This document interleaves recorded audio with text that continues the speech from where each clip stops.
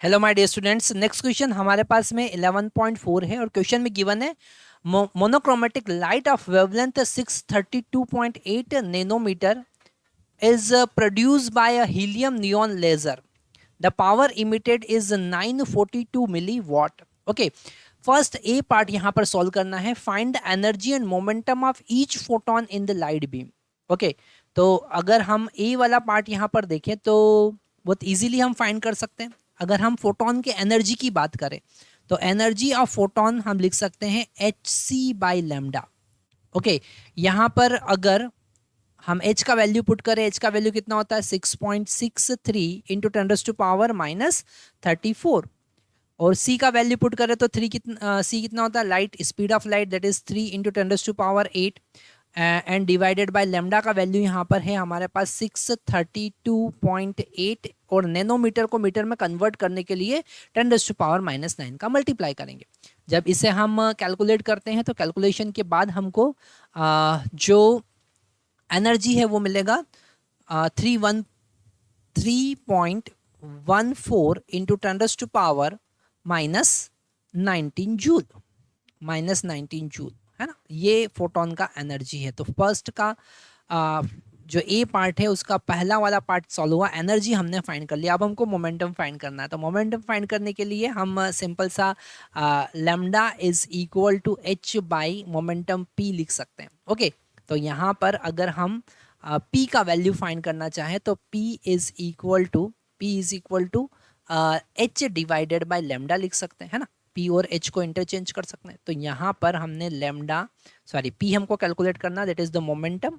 Okay, p is equal to h का value कितना है 6.63 इंटू 10⁻⁻34 डिवाइडेड बाय लेमडा का वैल्यू गिवन है 632.8 इंटू 10⁻⁻19. इसे हम कैलकुलेट करते हैं तो हमको यहाँ पर मिलता है, एक बार आप भी यहाँ पर कैलकुलेट करके देखेंगे तो आपको मिलेगा 1.047 इंटू 10⁻⁻27.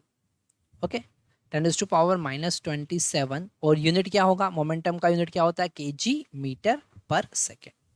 तो ये हमारा यहाँ पर फर्स्ट वाला पार्ट सॉल्व होता है. अब अगर हम बी पार्ट की बात करें, एक बार बी पार्ट में क्या गिवन है पढ़ते हैं. क्वेश्चन में गिवन है how many photons per second on the average arrive at the target radiated by this beam. Okay, तो यहाँ पर अगर number of photon per unit time हमको निकालना, पर यूनिट सेकंड अगर हमको फाइंड करना है तो हम यहाँ पर कौन सा कॉन्सेप्ट यूज़ करेंगे, हम यहाँ पर पावर का कॉन्सेप्ट यूज़ करेंगे, है ना. पावर इज इक्वल टू क्या होता है, पावर इज इक्वल टू होता है एनर्जी, है ना. तो यहाँ पर total number of N photon और उसका एनर्जी, एक फोटोन का एनर्जी ईपी और डिवाइडेड बाय टाइम टी, है ना. N into EP divided by time.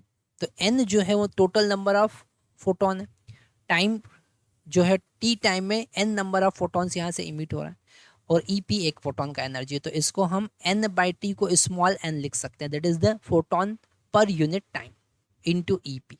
Okay, तो यहाँ पर total energy divided by total time और इस total N divided by total time को हमने स्मॉल एन लिख दिया.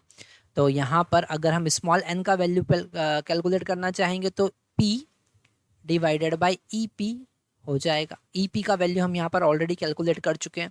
तो पी का वैल्यू यहाँ पर गिवन है 9.42 इंटू 10⁻⁻3. क्यों लिखना है, क्योंकि मिली वाट को वाट में कन्वर्ट करना है. डिवाइडेड बाय ई पी का वैल्यू कितना है 3.14 इंटू 10⁻⁻19 जूल, है ना.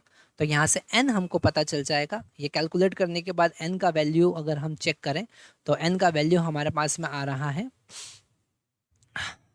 Approximate 3 into 10⁻16. जब इसको कैलकुलेट करेंगे तो approximate 3 into 10⁻16 photons per second हमको मिलेगा, है ना. तो यहाँ पर अगर हम सी वाला पार्ट देखें तो सी वाले पार्ट में गिवन है how fast does a hydrogen atom have to travel in order to have the same momentum as that of the photon, है ना.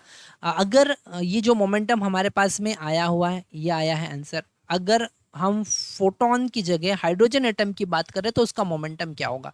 तो हमको पता है momentum p is equal to mass into velocity होता है, और वेलोसिटी अगर हमको फाइंड करना है तो p बाय m हम लिख देंगे, है ना। और p का वैल्यू, हमको फोटोन का मोमेंटम लेना है यहाँ पर 1.04 इंटू 10⁻⁻27। और अगर हम हाइड्रोजन एटम के मास की बात करें तो वो होता है अप्रोक्सीमेट 1.66 इंटू 10⁻⁻27 kg। और इसको कैलकुलेट करेंगे तो हमारे पास में वैल्यू आएगा 0.621। ओके, इसे हम कैलकुलेट कर सकते हैं आगे, 0.621 मीटर पर सेकेंड। ओके, तो ये हमारे पास में हाइड्रोजन एटम का वेलोसिटी पता चला।